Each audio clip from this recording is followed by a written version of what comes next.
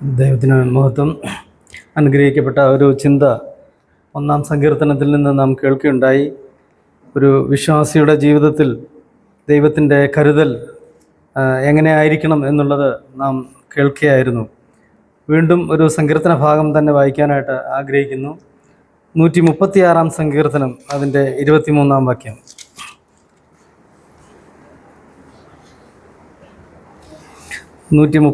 സങ്കീർത്തനം, അതിൻ്റെ 23-ാം വാക്യം. നമ്മുടെ താഴ്ചയിൽ നമ്മെ ഓർത്തവന് സ്തോത്രം ചെയ്യുവിൻ, അവൻ നല്ലവനല്ലോ, അവൻ്റെ ദയ എന്നേക്കുമുള്ളത്. ദൈവ തിരുനാമം മഹത്വപ്പെടുമാറാകട്ടെ.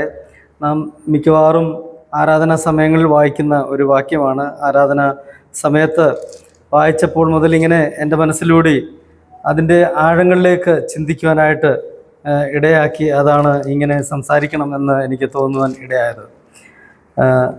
നാം ഈ വാക്യം വായിക്കുമ്പോൾ നമ്മുടെ താഴ്ചയിൽ നമ്മെ ഓർത്തവൻ, ഈ സങ്കീർത്തന ഭാഗം നാം ആദ്യം മുതൽ വായിക്കുമ്പോൾ ഇതിൽ രേഖപ്പെടുത്തിയിരിക്കുന്ന ആദ്യ ഭാഗങ്ങളൊക്കെ കർത്താവിനെ സ്തുതിക്കുവാനായിട്ട്, അവന് സ്തോത്രം ചെയ്യുവാൻ ആഹ്വാനം ചെയ്യുന്ന ആദ്യത്തെ ആ വാക്യം, യഹോവയ്ക്ക് സ്തോത്രം ചെയ്യുവിൻ, അവൻ നല്ലവനല്ലോ, അവൻ്റെ ദയ എന്നേക്കുമുള്ളത്.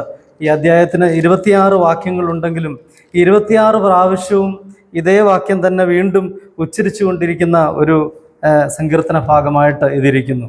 ഇത് യഥാർത്ഥത്തിൽ നമ്മുടെ കർത്താവിനെ ആരാധിക്കുവാനും സ്തോത്രം ചെയ്യുവാനും ആഹ്വാനം ചെയ്യുമ്പോൾ ഇതിൻ്റെ ഈ 23 മുതൽ താഴോട്ടുള്ള വാക്യങ്ങളിലേക്ക് നാം കടന്നു വരുമ്പോഴാണ് ഇത് നമ്മെപ്പോലെയുള്ള എല്ലാ വിശ്വാസികളെയും കുറിക്കുന്ന ഒരു വാക്യമായി താഴോട്ട് നമുക്ക് കാണുവാനായിട്ട് കഴിയുന്നത്. ആദ്യ ഭാഗങ്ങളിലൊക്കെ ഇസ്രായേൽ ജനത്തെ സംബന്ധിച്ച് മാത്രം രേഖപ്പെടുത്തിയിരിക്കുമ്പോൾ ഇവിടെ എഴുതിയിരിക്കുന്നത് നമ്മുടെ താഴ്ചയിൽ നമ്മെ ഓർത്തവന് അവൻ്റെ ദയ എന്നേക്കുമുള്ളത്. അതിന് ശേഷം നമ്മുടെ വൈരികളിൽ നിന്നും നമ്മെ വിടുവിച്ചവന് അവൻ്റെ ദയ എന്നേക്കുമുള്ളത്. സകല ജഡത്തിനും, ഇങ്ങനെ സകല ജനത്തിനും, വിശ്വാസികൾക്കും അതുപോലെ നമുക്കും വേണ്ടി എന്ന് തോന്നിക്കുന്ന രീതിയിൽ എഴുതിയിരിക്കുന്ന ഭാഗങ്ങളാണ് മുന്നോട്ടുള്ള ആ ഭാഗങ്ങൾ നമുക്ക് കാണുവാനായിട്ട് കഴിയുന്നത്. ഈ പുസ്തകം നാം ഇതിൻ്റെ പശ്ചാത്തലത്തെക്കുറിച്ച് നാം ചിന്തിക്കുകയാണെങ്കിൽ നമുക്കറിയാം, ദാവീദ് രചിച്ചിട്ടുള്ള ഒരു സങ്കീർത്തന ഭാഗമായിട്ടാണ് ഇത് ഇരിക്കുന്നത്. ദാവീദ് തൻ്റെ ചിന്തയിലൂടെ കടന്നു പോകുന്ന ആ കാര്യങ്ങളൊക്കെ പിന്നിലോട്ടുള്ള കാര്യങ്ങൾ ചിന്തിക്കുമ്പോൾ അതൊക്കെ എത്ര അനുഗ്രഹീതമായിട്ട് വരച്ചു കാണിച്ചുകൊണ്ട് ദൈവത്തെ മഹത്വപ്പെടുത്തുന്ന അനുഗ്രഹീതമായ സങ്കീർത്തനമായിട്ടാണ് ഇതിരിക്കുന്നത്. നാം എത്രയോ ഭാഗ്യമുള്ളവരാണ്. നാം കർത്താവിനെ ആരാധിക്കുവാൻ, ഇന്ന് എത്രയോ ആളുകൾക്ക് കർത്താവിനെ ആരാധിക്കുവാൻ കഴിയാതെ വിവിധ സാഹചര്യങ്ങളിൽ വിവിധ കാര്യങ്ങളിലൊക്കെ ആയിരിക്കുമ്പോൾ, ഇന്ന് ജീവനുള്ള ദൈവത്തെ, ജീവനുള്ളവരുടെ ദേശത്ത് എത്ര അനുഗ്രഹമായിട്ട് നമുക്ക് കർത്താവിനെ ആരാധിക്കുവാനായിട്ട് കഴിഞ്ഞു. നാം എത്രയോ ഭാഗ്യമുള്ളവരാണ്. ഇന്ന് നാം ഇവിടെയുള്ളവരല്ല, ലോകമെമ്പാടും നാം നോക്കുമ്പോൾ വീണ്ടെടുക്കപ്പെട്ട ദൈവജനം കർത്താവിനെ ആരാധിക്കുവാൻ കഴിയാത്ത അനവധിയായ സാഹചര്യങ്ങളിലൂടെ നീങ്ങുന്ന അനേക സ്ഥലങ്ങളുണ്ട്. അവർക്ക് ആരാധിക്കുവാൻ കഴിയാത്ത പലവിധമായ വിഷയങ്ങൾ അവരെ ഭരിക്കുമ്പോൾ, അല്ലെങ്കിൽ അങ്ങനെയുള്ള സാഹചര്യങ്ങളിൽ അവരായിരിക്കുമ്പോൾ നമുക്ക് കർത്താവിനെ ആരാധിക്കുവാനായിട്ട് എത്രയോ ഇടയാക്കി എന്നുള്ളത് എത്രയോ അനുഗ്രഹീതമായ കാര്യമാണ്. കർത്താവിനെ ആരാധിക്കുവാനായിട്ട് നാം കടന്നു വരുമ്പോൾ ഞാൻ വായിച്ച നമ്മുടെ താഴ്ചയിൽ നമ്മെ ഓർത്തവന് എന്ന് നമ്മുടെ താഴ്ചയെക്കുറിച്ച് നമുക്കൊന്ന് ചിന്തിക്കുവാൻ, നമ്മെ തന്നെ ഒന്ന് വിചിന്തനം ചെയ്യുവാൻ കഴിയുമ്പോൾ നമ്മുടെ ഹൃദയത്തിൽ നിന്ന് കർത്താവിനെ ആരാധിക്കുവാൻ, അവനെ സ്തുതിക്കുവാൻ നമുക്ക് ഇടയായിത്തീരും എന്നുള്ളതിന് യാതൊരു സംശയവുമില്ല. നമുക്കറിയാം, ദാവീദ് ഒരു രാജാവെന്നുള്ള നിലയിലാണ് ഇത് രേഖപ്പെടുത്തുന്നതെങ്കിലും നമുക്കറിയാം, ഗോലിയാത്തിനെ പരാജയപ്പെടുത്തിയിട്ട് അതേ നിമിഷം തന്നെ രാജാവായ ഒരു വ്യക്തിയല്ല. തൻ്റെ ജീവിതത്തിൽ എന്തെല്ലാം കഷ്ടങ്ങളിലൂടെ കടന്നുപോയി എന്നുള്ളത് നമുക്ക് 1 ശമൂവേലിൻ്റെ പുസ്തകം, അതിൻ്റെ ഒരു 18-ാം അധ്യായം മുതൽ 18, 19, 20 അങ്ങനെ മുന്നോട്ടുള്ള ചില അധ്യായങ്ങൾ നാം വായിച്ച് പഠിക്കുകയാണെങ്കിൽ നമുക്ക് അതൊക്കെ മനസ്സിലാക്കുവാനായിട്ട് കഴിയും. ഒരു നിമിഷം ഗോലിയാത്തിനെ പരാജയപ്പെടുത്തിയിട്ട് അതേ നിമിഷത്തിൽ തന്നെ രാജാവായി തീർന്ന ഒരു മനുഷ്യനല്ല ദാവീദ്. അതിനുശേഷം ഏതെല്ലാം നിലയിലൂടെ, എങ്ങനെയെല്ലാം ഉള്ള കഷ്ടങ്ങളിലൂടെ കടന്നുപോയി എന്നുള്ളത് നമുക്ക് ഓർക്കുവാനായിട്ട് കഴിയും. അനേക സന്ദർഭങ്ങളിൽ ദാവീദിന് പലവിധമായ കഷ്ടങ്ങളിലൂടെ കടന്നു പോകുന്ന, പ്രാണഭയത്തിൽ അകപ്പെടുന്ന സന്ദർഭങ്ങൾ ഉണ്ടായിട്ടുണ്ട്. നമുക്കറിയാം ദാവീദ് ഗോലിയാത്തിനെ വധിക്കുന്ന സമയത്ത് ശൗലാണ് രാജാവായിട്ട് ഭരിച്ചുകൊണ്ടിരുന്നത്. ശൗല് ഇത്ര വലിയ പ്രശസ്തമായ ഒരു എന്ന് പറഞ്ഞാൽ നമുക്കറിയാം ഗോലിയാത്ത് ആ ഫിലിസ്തീനയുടെ ഒരു മല്ലനായിട്ട് അവിടെ നിന്ന് ഇസ്രായേലിനെ വെല്ലുവിളിച്ചുകൊണ്ട് അവരെ നേരിടുവാൻ കഴിയാതെ വണ്ണം ഒരു വ്യക്തിക്ക് നേരിടാൻ കഴിയാത്ത രീതിയിൽ അവരെ വെല്ലുവിളിക്കുകയാണ്. വെറും ഒരു ഗോലിയാത്ത് മാത്രമല്ല, ഫെലിസ്ത്യ സൈന്യം എന്ന് പറയുന്നതും വലിയ ശക്തി ആർജിക്കുന്ന ഒരു വലിയ സൈന്യം തന്നെയാണ്. ആ ഗോലിയാത്ത് മരിച്ചു പോയെങ്കിലും അവർക്ക് ആ ഇസ്രായേലിന് ഒരിക്കലും അവരെ നേരിടാൻ കഴിയത്തക്ക ഒരു വലിയ ശക്തിയോ വലിയ പ്രാപ്തിയോ ഒന്നുമുള്ള ഒരു രാജ്യമല്ല ഫിലിസ്തീൻ എന്ന് പറയുന്നത്. അവരെക്കാളും അവരെ തോൽപ്പിക്കാനും അവരോട് യുദ്ധം ചെയ്യുവാനും കഴിയുന്ന അത്ര ശക്തിയാർന്ന ഒരു ശക്തിയാണ്. ഇന്നും ഇസ്രായേലിനെ സംബന്ധിച്ചിടത്തോളം നമുക്ക് കാണുവാൻ കഴിയുന്നത് അത് തന്നെയാണ്. ലോകത്തിലേക്കും ഏറ്റവും ചെറിയ ഒരു രാജ്യമായിരിക്കുന്ന ഇസ്രായേലിന് എതിരായി വരുന്ന ശക്തികൾ, ഇപ്പോൾ തന്നെ നാം കാണുന്ന ഹമാസ്, അതുപോലെ ഹിസ്ബുള്ള, അനേക ശക്തികൾ ഇസ്രായേലിന് എതിരായിട്ട് അവരോട് അക്രമം അഴിച്ചുവിടുമ്പോൾ ഇസ്രായേലിൻ്റെ ശക്തി കൊണ്ടോ അല്ലെങ്കിൽ ഇസ്രായേലിൻ്റെ കഴിവ് കൊണ്ടോ നേരിടാൻ കഴിയുന്ന ഒരു പ്രാപ്തി അല്ല അവർക്കുള്ളത്. എന്നാൽ അവരെ അതിന് പ്രാപ്തരാക്കുന്നത് അത് എന്താണെന്ന് നാം ചിന്തിക്കുമ്പോൾ നമുക്ക് മനസ്സിലാകുവാനായിട്ട് കഴിയും. അന്ന് ആ ഗോലിയാത്ത് അവിടെ ദാവീദിൻ്റെ കയ്യാൽ വധിക്കപ്പെടുമ്പോൾ ജനം ഭയപ്പെട്ട് ഓടുകയാണ്. ആ ഓടുമ്പോൾ അതിന് പുറകെ പോയി അവരെ ആക്രമിക്കുകയും കൊള്ളയിടുകയും അവരെ തകർക്കുകയുമാണ് ചെയ്തത്. അങ്ങനെ ആ ഒരു നിമിഷം കൊണ്ട് മാത്രം അങ്ങനെ നശിച്ചു പോയ ഒരു ജനതയല്ല, ഒരു രാജ്യമല്ല ഫെലിസ്തീർ എന്ന് പറയുന്നത്. അവരെ പിന്നീടും പലവിധമായ രീതിയിൽ നമുക്ക് ഒന്ന് ശമൂവേലിൻ്റെ ഞാൻ പറഞ്ഞ 18 മുതലുള്ള വാക്യങ്ങൾ വായിച്ചാൽ നമുക്ക് മനസ്സിലാക്കുവാൻ കഴിയും. ഫെലിസ്തീർ പിന്നെയും വലിയ ശക്തിയുള്ള ഒരു രാജ്യം തന്നെയാണ്. പല സന്ദർഭങ്ങളിൽ അവരെ ശൗൽ ഫെലിസ്തീനയുടെ കയ്യാൽ അവരെ ദാവീദിനെ കൊലയ്ക്ക് കൊടുക്കുവാനായിട്ട് അവർക്ക് ഏൽപ്പിച്ചു കൊടുക്കുന്ന അനേക സംഭവങ്ങൾ നമുക്ക് വേദപുസ്തകത്തിൽ കാണുവാനായിട്ട് കഴിയും. അവിടെ എല്ലാം ദാവീദിനെ എത്ര അധികമായിട്ട് ദൈവം വിടുവിച്ചു, അവിടെയൊക്കെ ദാവീദ് എത്ര അധികം സഹിഷ്ണുതയോടെ അല്ലെങ്കിൽ എത്രയധികം താഴ്മയോടെ അവിടെയൊക്കെ ഇടപെട്ടു എന്ന് നമുക്ക് കാണുവാനായിട്ട് കഴിയും. ഒരു വേദഭാഗം അതിനോടുള്ള ബന്ധത്തിൽ ഞാൻ വായിക്കാൻ ആഗ്രഹിക്കുന്നു. 2 ശമൂവേൽ അതിൻ്റെ 9-ാം അധ്യായം, 2 ശമൂവേൽ അതിൻ്റെ 9-ാം അധ്യായം ഒന്ന് വായിക്കാനായിട്ട്, 9-ാം അധ്യായത്തിൻ്റെ ഒരു വാക്യം ഞാൻ വായിക്കാനായിട്ട് ആഗ്രഹിക്കുന്നു.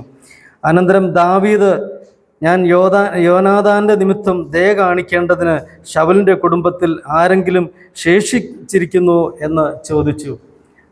നാം അനേക പ്രാവശ്യവും ആരാധനയ്ക്കൊക്കെ വായിക്കുന്ന ഒരു വേദഭാഗമാണ് ഈ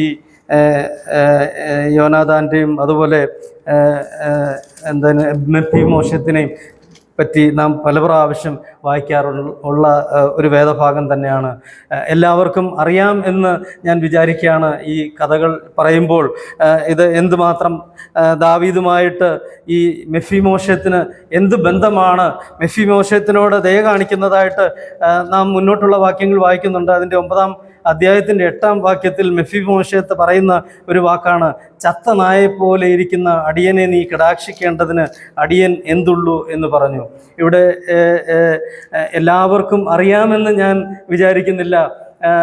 ഈ മെഫീബോശെത്ത് ദയ കാണിക്കാനും മാത്രം ഈ ദാവീദുമായിട്ട് ഈ മെഫീബോശെത്തിന് എന്ത് ബന്ധമാണ് ഉള്ളത്? പ്രിയ ദൈവമക്കളെ, ഈ വാക്യത്തിലൂടെ നാം കടന്നു പോകുമ്പോൾ ശൗല് ഏതു വിധേനയും ദാവീദിനെ നശിപ്പിക്കുവാനായിട്ട് ശ്രമിക്കുമ്പോൾ പല പ്രാവശ്യം ദാവീദിൻ്റെ ശൗലിൻ്റെ ആ പദ്ധതിയിൽ നിന്ന് അവൻ വിട്ടുമാറി പോകുന്ന അനേക സന്ദർഭങ്ങൾ നമുക്ക് കാണുവാനായിട്ട് കഴിയും. അവിടെ ഈ യോനാഥാൻ എന്ന് പറയുന്ന ശൗലിൻ്റെ പുത്രൻ അവനെ സഹായിച്ചു എന്നുള്ള ആ കാര്യത്തിൻ്റെ ഒരു പ്രത്യുപകാരം അല്ലെങ്കിൽ അതിനോടുള്ള ബന്ധത്തിലാണ് ആ ദയ കാണിക്കുവാനായിട്ട് താൻ രാജാവായിരിക്കുമ്പോൾ അവിടെ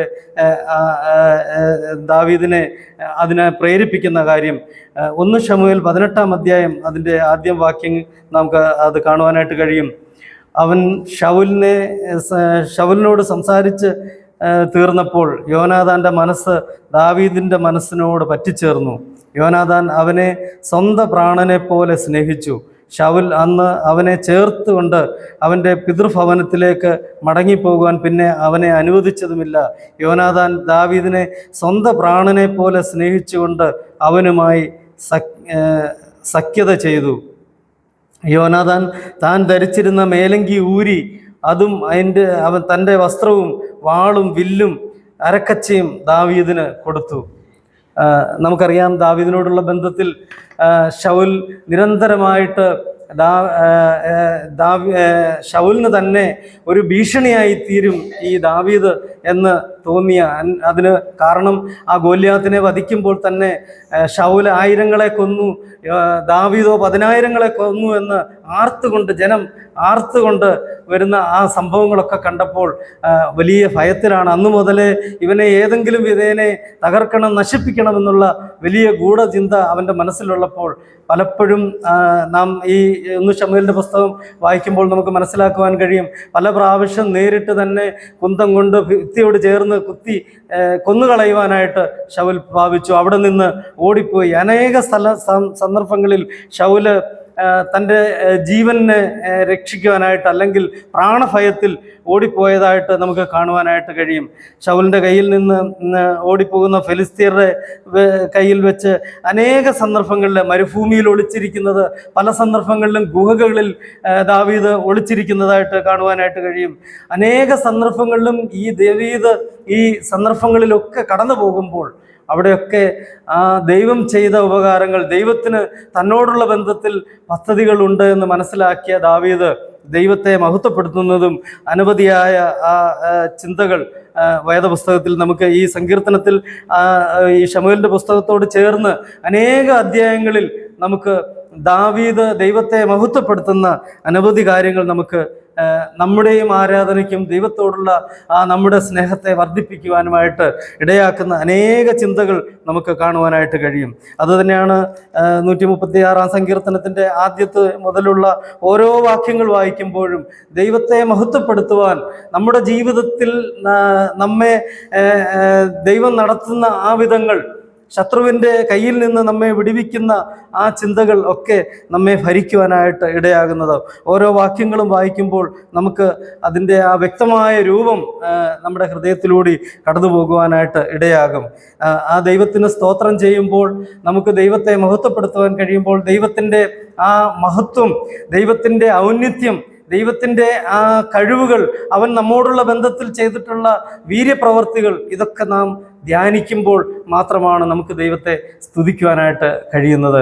പ്രിയ ദൈവമക്കളെ, നാം മനുഷ്യർ എന്നുള്ള നിലയിൽ നാം ചിന്തിക്കുമ്പോൾ നമുക്ക് മറ്റ് ജീവികളിലും അധികമായി എന്തെങ്കിലും പ്രത്യേകതകൾ ഉള്ളതായിട്ട് നമുക്ക് മനസ്സിലാക്കുവാനായിട്ട് കഴിയുമോ? ഒരിക്കലും ഇല്ല. നാം മറ്റ് ജീവികളെക്കാളും നമുക്ക് കാണുവാനുള്ള കാഴ്ച ശക്തി അധികമുണ്ടോ? അനേക പക്ഷികൾക്ക് മനുഷ്യനേക്കാൾ എത്രയോ അധികമായിട്ട് കാണുവാനുള്ള കഴിവുണ്ട്.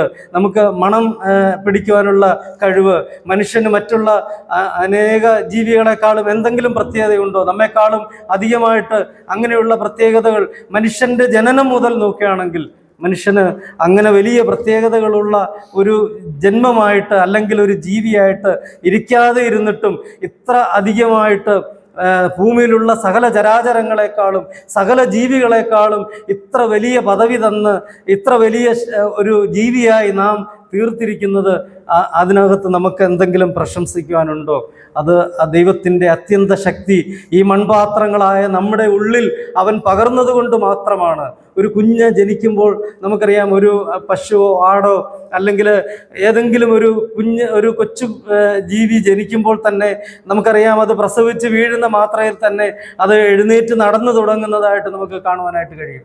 അതുപോലെ ഒരു മുട്ട എടുത്ത് നോക്കിയാൽ, ഒരു കോഴിമുട്ടയും ഒരു താറാവിൻ്റെ മുട്ടയും വിരിയാറായ മുട്ട കൊണ്ടുവന്ന് ആറ്റരികത്തോ വെള്ളത്തിനരികത്തോ എവിടെയെങ്കിലും വെച്ചാൽ ആ മുട്ട വിരിഞ്ഞ് വരുമ്പോൾ തന്നെ താറാവ് ആ വെള്ളത്തിലേക്ക് എടുത്തു ചാടി പോകുന്നത് പോകുന്നത് നമുക്ക് കാണുവാനായിട്ട് കഴിയും. കോഴിക്കുഞ്ഞാണെങ്കിൽ വെള്ളം കണ്ട് മാറിപ്പോകുന്നതായിട്ട് കാണുവാൻ കഴിയും. ആ മുട്ടയിലിരിക്കുമ്പോൾ ആരാണ് ഈ താറാവിൻ്റെ കുഞ്ഞിനോട് നിനക്ക് നീന്താൻ അറിയും, നിനക്ക് ഈ കഴിവുണ്ടെന്ന് പറഞ്ഞത്? അല്ലെങ്കിൽ ആ ജനിക്കുമ്പോൾ തന്നെ അതിന് നീന്താനുള്ള പരിശീലനം എവിടെ നിന്ന് ലഭിച്ചതാണ്?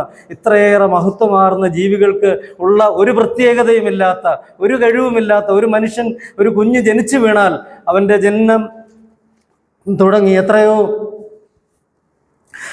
നാളുകൾക്ക് ശേഷമാണ് അവന് ഒന്ന് എഴുന്നേറ്റിരിക്കുവാൻ കഴിയുന്നത്, അല്ലെങ്കിൽ അവനൊന്ന് സംസാരിക്കുവാൻ കഴിയുന്നത്, അല്ലെങ്കിൽ അവൻ്റേതായിട്ടുള്ള നാം ഇന്ന് നടക്കുന്നത് പോലെ നമുക്ക് നടക്കുവാൻ കഴിയുന്നത്. നാം അത്ര അധികം മറ്റ് ജീവികളെക്കാളും പിൻപിലാണെങ്കിലും എല്ലാ ജീവികളെയും ഭരിക്കുവാനും എല്ലാ ജീവികളിലും ആധിപത്യം നിലനിർത്തുവാനും അത്ര ശ്രേഷ്ഠമായ ഒരു ജീവിതം നൽകി നമ്മെ മാനിച്ചത് ദൈവത്തിൻ്റെ അത്യന്തം കൃപ എന്നല്ലാതെ നമുക്ക് എന്ത് പറയുവാനായിട്ടാണ് ഉള്ളത്?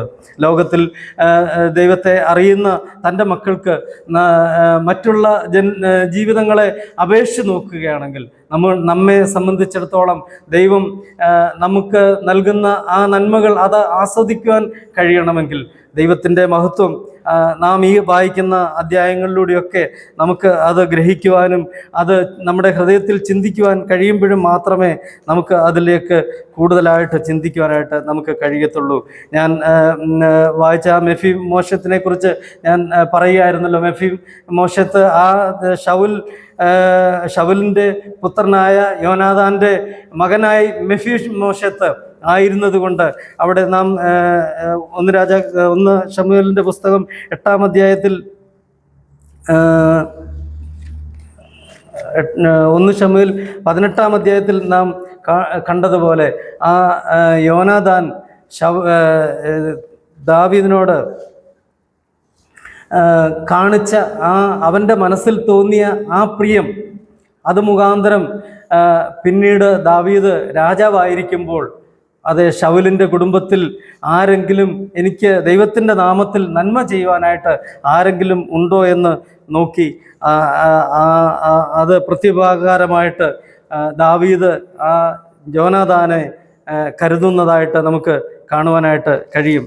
ആ വാക്യങ്ങൾ നാം പലപ്പോഴും ആരാധനയോടുള്ള ബന്ധത്തിൽ വളരെയധികം ധ്യാനിക്കുന്ന ഒരു വാക്യമായിട്ടാണ് അതിരിക്കുന്നത്. യോനാഥാനെ സംബന്ധിച്ചിടത്തോളം യോനാഥാൻ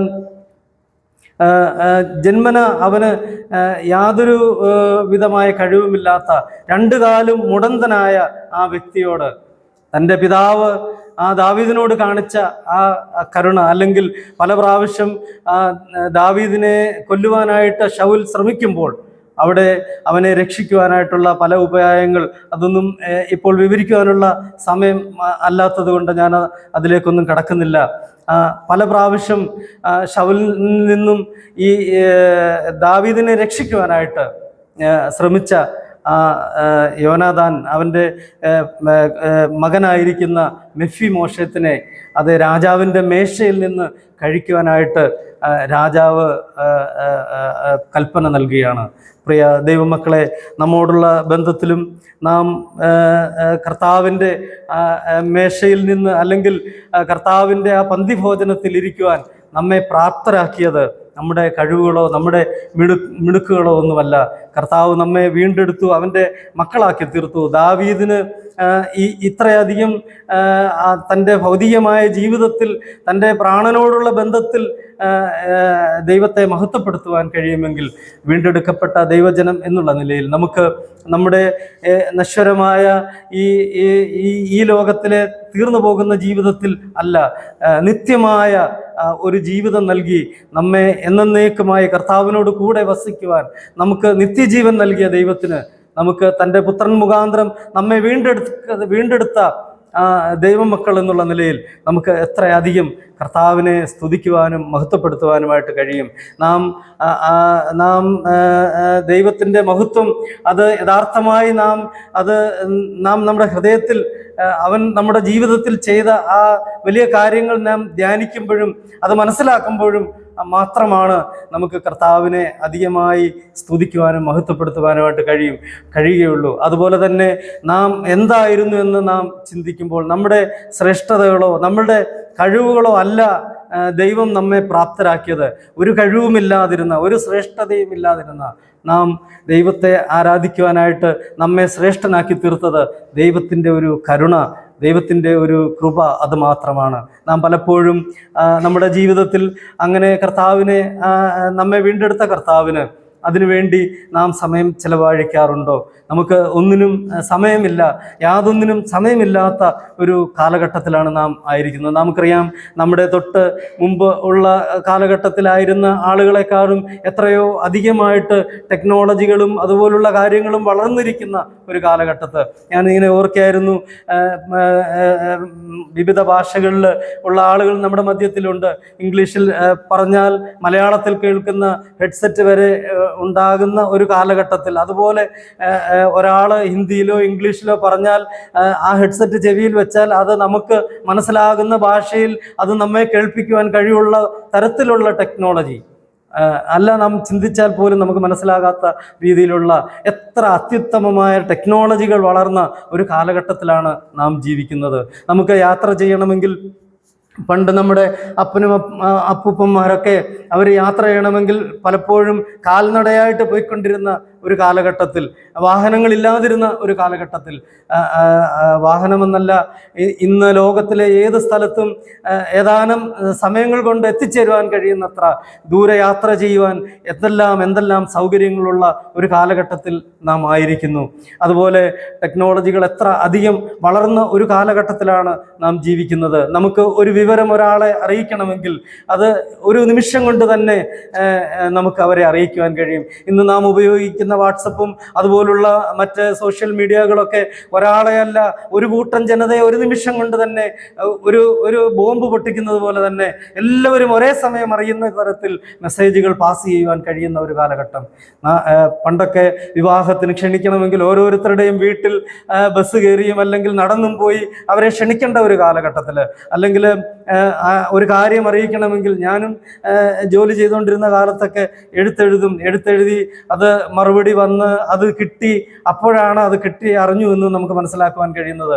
എത്രയോ സമയം എടുത്തുകൊണ്ട് ഓരോ കാര്യങ്ങളും ചെയ്തുകൊണ്ടിരുന്ന സമയത്ത് സ്നേഹത്തിനും അന്യോന്യം കരുതുവാനും സമയം, അതുപോലെ ദൈവവചനം ധ്യാനിക്കുവാനും പഠിക്കുവാനും അധികമായി ദൈവത്തെ അറിയുവാനും സമയം യഥേഷ്ടമുണ്ടായിരുന്ന ഒരു കാലഘട്ടത്തിൽ, എല്ലാത്തിനും ദൈർഘ്യവും എല്ലാത്തിനും വളരെ സമയം കാത്തിരിക്കേണ്ട ഒരു കാലഘട്ടത്തിൽ ജീവിച്ചിരുന്ന നമ്മെ ഇത്ര അധികം ടെക്നോളജി കൊണ്ടും ഇത്രയധികം ആധുനിക സൗകര്യങ്ങൾ കൊണ്ടും നമ്മെ നിറച്ചിരിക്കുന്ന ഒരു കാലഘട്ടത്തിൽ നമുക്ക് അത് എത്ര അധികമായിട്ട് പ്രയോജനപ്പെടുത്തുവാനായിട്ട് കഴിയും.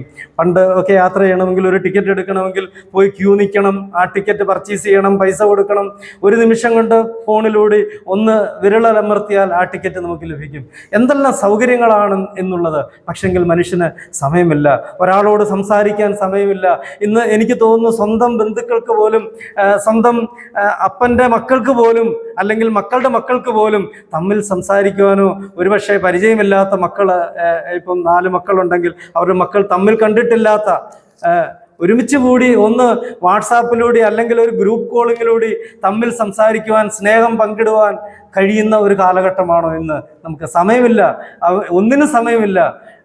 വായിക്കാൻ സമയമില്ല, പഠിക്കാൻ സമയമില്ല.